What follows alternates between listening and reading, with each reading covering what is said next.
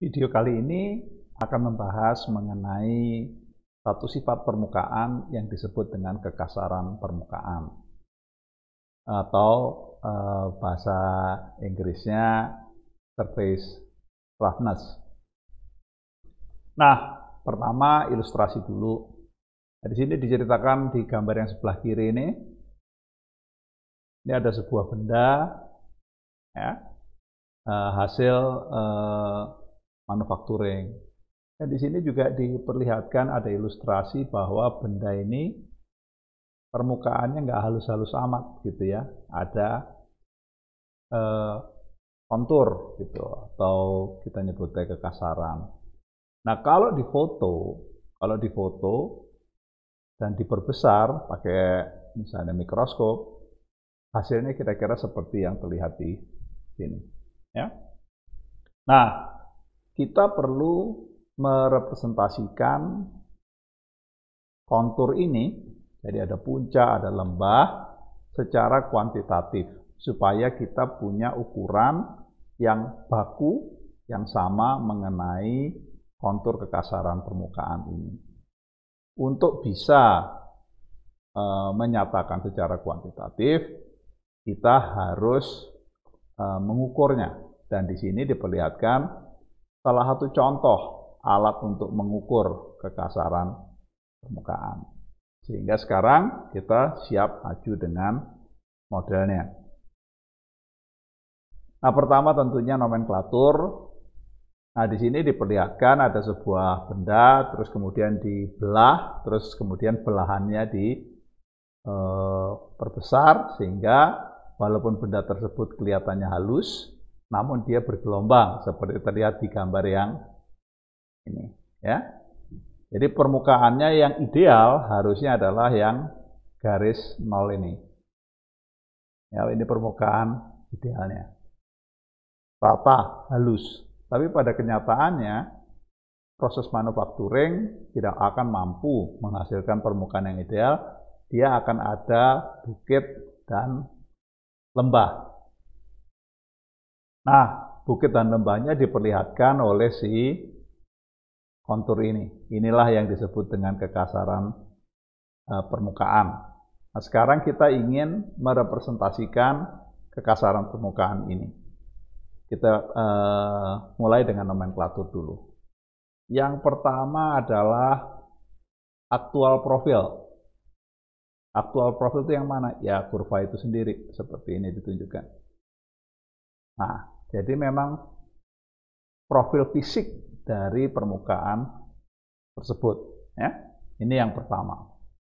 Lalu kemudian yang kedua itu adalah reference profile.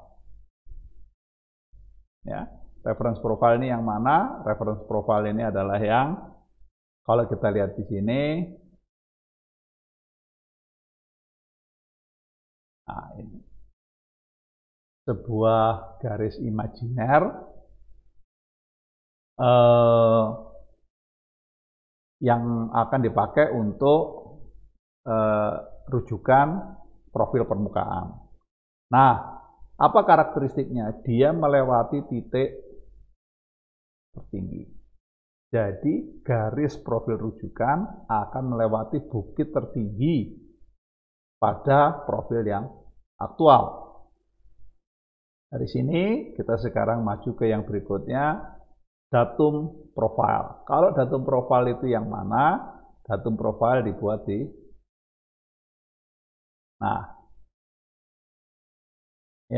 Nah, tentunya bisa tahu bahwa kalau datum profile dia lewat titik yang terendah dari profil aktual kita, ya. Dan sama-sama tentunya mendatar dalam hal ini ya, artinya menyatakan harga profil yang konstan. Lalu kemudian kita bicara berikutnya adalah mean profile ya. Mean profile ini mana? Mean profile ini contohnya adalah nih, ya. Jadi di sini kalau mean profile adalah sebuah profile yang dicuplik dari sebagian permukaan kita. Nah, cuplikannya memiliki ukuran panjang, yaitu seberapa panjang di dalam gambar ini ya. Nah, kemudian apa karakteristiknya main profile ini ya? Karakteristik main profile ini adalah dia merupakan garis rata-rata di mana jumlah tinggi di atas sama dengan jumlah lembah di bawah untuk keseluruhan panjang dari sampel kita. Jadi di sini kalau ditanya mana ini panjangnya sampel ini. Lalu kemudian ya sudah kita hitung saja, kita ngukur berapa titik, misalnya ada 10 titik kita ukur. Titik 1 di atas 2 mikron, titik 2 di bawah 3 mikron, dan seterusnya. Lalu kemudian kita hitung rata-ratanya. Dan rata-rata itu kemudian dipakai sebagai garis nol, sehingga min profile ini merupakan garis yang mendatar juga. Nah ini ada garis yang mendatar, ini yang disebut dengan min profile. Ya. Kemudian yang kelima, nomenklatur yang mengenai butir kelima adalah ketinggian dari titik terendah ke titik tertinggi. Di dalam hal ini, ya, jadi jarak antara reference profile ke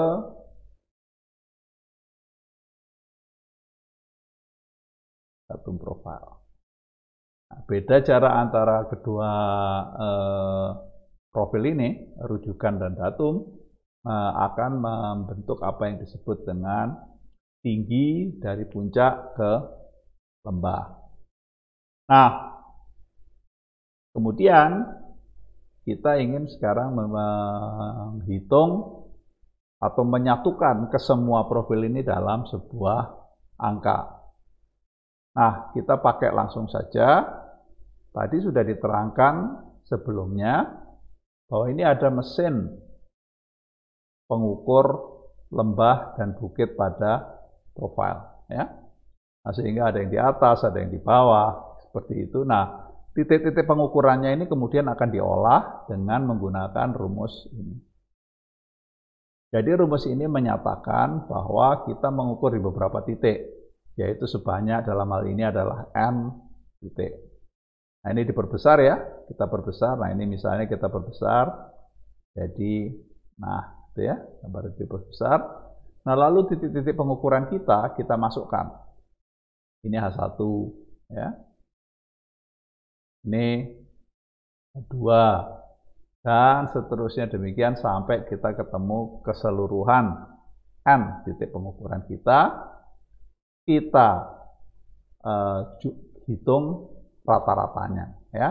Rata-ratanya adalah total penjumlahan semuanya dibagi jumlah titik pengukuran, dan inilah yang disebut surface roughness number atau bilangan kekasaran permukaan. Nah, satuannya tentunya akan sama dengan satuan ketinggian dari puncak maupun kedalaman dari bukit. Dan untuk mesin-mesin pengukur tinggi bukit sama dalamnya lembah, satuan yang panjang yang dipakai adalah mikron, ya. Nah, sehingga angka kekasaran permukaan ini juga punya satuan mikron. Nah, pengukuran profil dilakukan oleh mesin pengukur, dan mesin pengukur atau alat pengukurnya itu ada banyak variasinya, tidak akan kita bahas di sini, cukup diberikan beberapa nama saja. Ini adalah kumpulan dari alat-alat untuk mengukur kekasaran permukaan.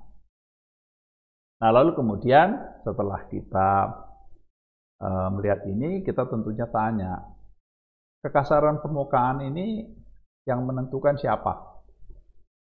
Kekasaran permukaan yang menentukan adalah pisau yang membuat si benda tersebut. Jadi secara umum disebutkan proses manufaktur untuk membuat benda tersebut lengkap dengan permukaannya. Nah, di sini diberikan beberapa contohnya, ya. Ini dari yang paling toleransinya paling kasar ya sampai toleransinya paling halus, dan di sini diberikan kisaran mengenai angka kekasaran permukaan dan satuannya milimeter, ya. Nah, sebagai contoh kita ambil saja kalau untuk proses tempa,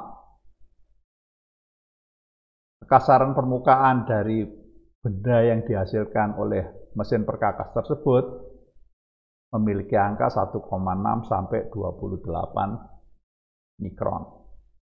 Inilah yang menentukan angka kekasaran permukaan, yaitu proses manufaktur yang kita lakukan, terutama proses finishing, jadi proses akhir yang memang khusus untuk mengkondisikan atau mencapai sebuah kekasaran permukaan tertentu.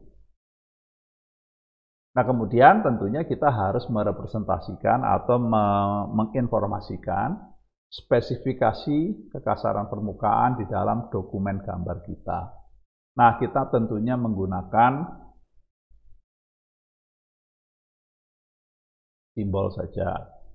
Nah, simbolnya apa? Simbol yang paling dasar adalah ini. Lalu kemudian setelah ini kita kasih dengan sebuah besaran angka yang kita tentukan, yaitu RA ini. Sehingga kita letakkan masing-masing dikasih angka kekasarannya, di sini dikasih, lalu kemudian juga di sini Nah, ini yang paling dasar. Nah, kemudian dalam mengemukakan sebuah angka kekasaran yang permukaan ada 3 macam cara. Jadi di sini 3 macam caranya apa? Ini langsung saja saya ini kan. Nah, jadi angka 50 mikron akan sama dengan menulis N12 sama dengan menggambar simbol ini. Jadi ada 3 opsi untuk menentukan kekasaran permukaan. Dan kekasaran permukaan biasanya angka-angkanya sudah diskret ya, tidak kita 42 atau 37 gitu. Umumnya diskret, sehingga karena diskret ya bisa pakai opsi, pakai grade number atau pakai grade symbol, ya.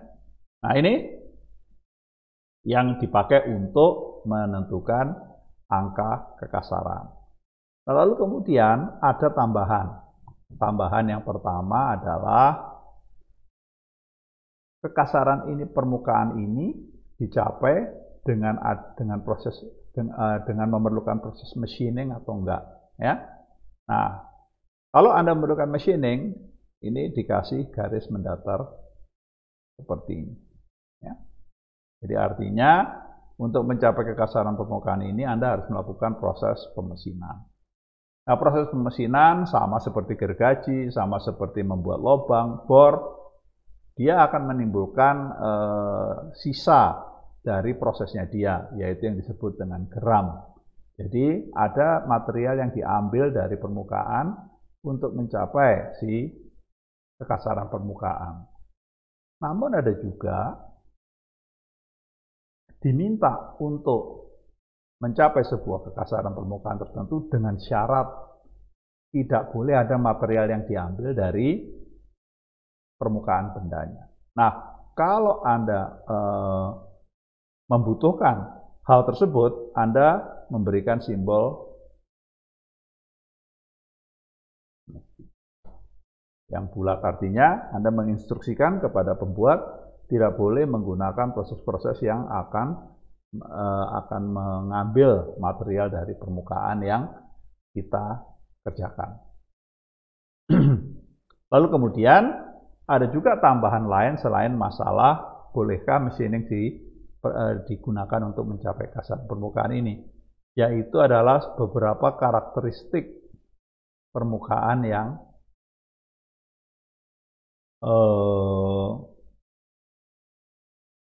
khusus, ya, karakteristik permukaan yang khusus. Saya agak mundur sebentar. Oke. Nah, lalu kemudian apa contohnya? Contohnya berikut ini. Saya matikan ini. Nah, jadi apa misalnya? Misalnya adalah arah pembentukan profil kekasaran permukaan. Ada yang paralel,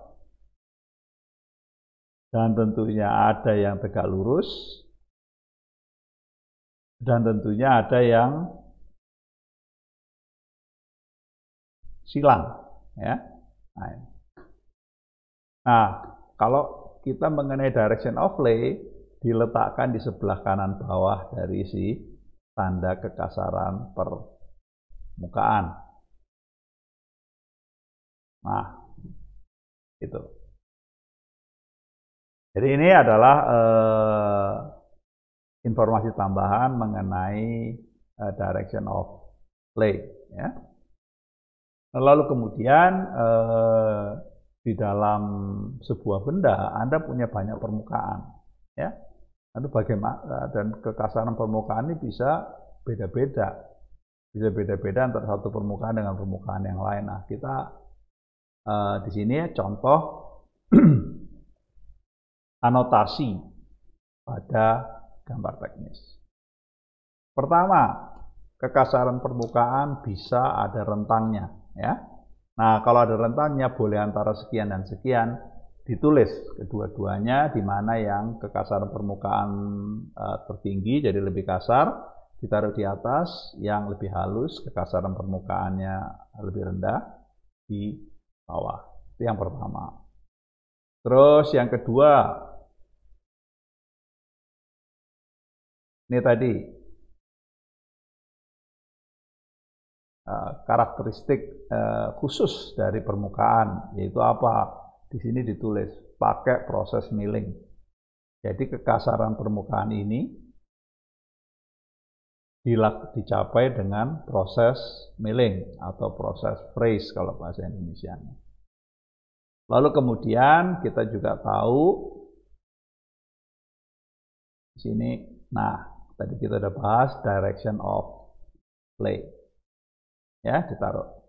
Dan terakhir yang mengenai kekasaran permukaan adalah ditaruh di sini. Menyatakan adalah sampling length. Tadi sudah kita bahas di depan, ya. Ada panjang sampel, kita ukur titiknya. Kemudian kita hitung angka kekasaran permukaan. Nah, panjangnya si sampling Anda bisa menentukan dengan cara memberikan notasi seperti yang terlihat di contoh ini, ya. Nah, lalu kemudian di sini yang terakhir dicontohkan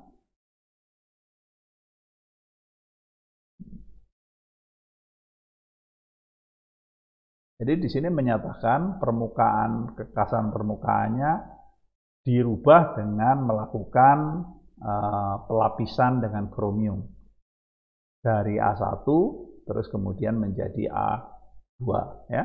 Nah, itu di sini contoh gambarnya. Lalu kemudian yang terakhir adalah menggabungkan ini semua seperti terlihat di sini. Tentunya Anda masih ingat ini tadi apa semuanya, ya. Nah, di sini yang baru adalah mengenai Anda bisa meletakkan mengenai toleransi dari benda Anda pada anotasi kekasaran permukaan. Dan ini adalah slide terakhir, ya.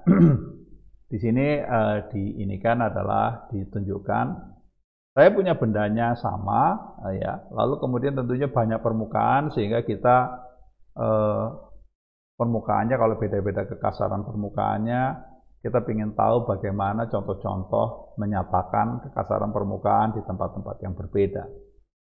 Nah, yang pertama adalah yang ini.